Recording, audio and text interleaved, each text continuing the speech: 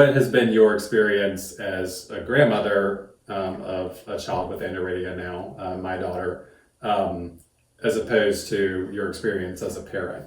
What are some of the differences there? Okay. What I'd say is that it's harder. It's harder being a grandmother.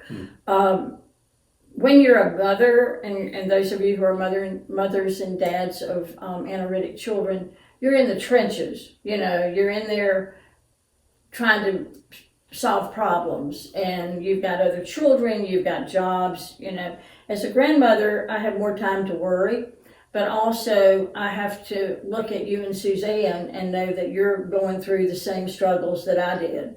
And so it's almost a double heartbreak in some ways, because it's like going through it again. So that part is hard. The good part is that I have been able to enjoy, and we'll talk about that in a minute, all of the wonderful strides that have been made through research and through better physicians, more knowledgeable physicians, and that has been a joy for me to see the care that Ellie has been able to get, just because things are getting easier and getting aniridia is now more in the on the research end. People are interested in aniridia now, and all of that's new.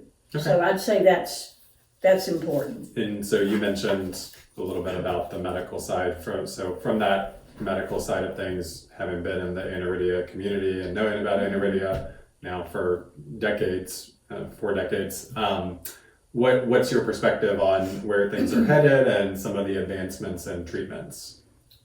Yeah, it's been, are you 42? Going on 43? It's been a long time.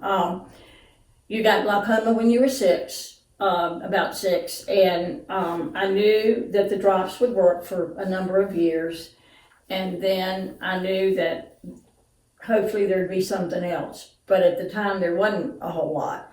And when you were what? Were you in your 20s when you had the glaucoma tube inserted?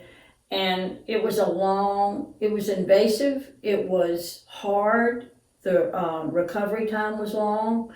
And then a couple of years ago, you had a glaucoma tube. Dr. Netlin, Peter Netlin is Grayson's doctor, and he wanted to do a new procedure. And that glaucoma tube, the minimal recovery, it was minimal recovery, it was less invasive, it was really sort of night and day. And that's a great stride, I thought, in what's available. Also, the research on PAX6 gene, I've been to some conferences. They're understanding so much more about the PAX6 gene and how it affects all kinds of, not just the eyes, but we had no idea about the other ways that the PAX6 gene could affect the body.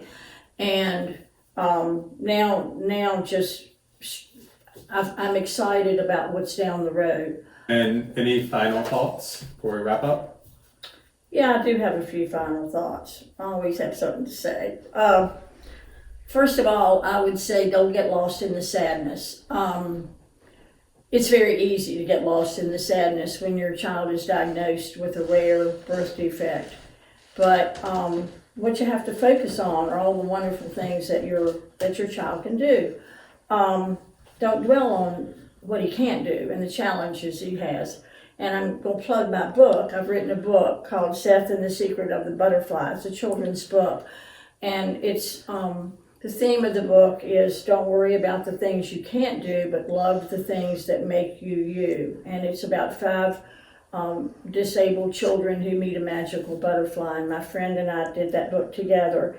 And it's everything that I've always believed in, that in the classroom, and particularly rearing Grayson, finding your gifts, watching you develop those, and staying positive.